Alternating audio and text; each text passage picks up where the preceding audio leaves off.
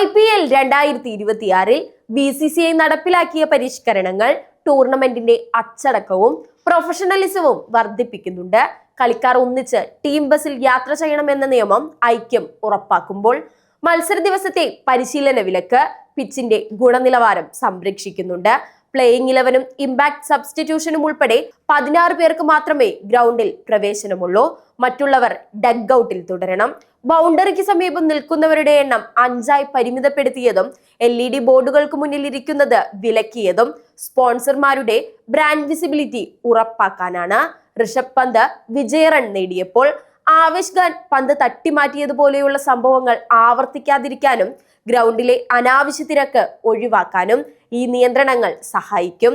കൃത്യമായ നിയമങ്ങളിലൂടെ IPLനെ ഒരു ആഗോള നിലവാരമുള്ള ലീഗായി ഉയർത്താനാണ് BCCI ഇതിലൂടെ ലക്ഷ്യമിടുന്നത്.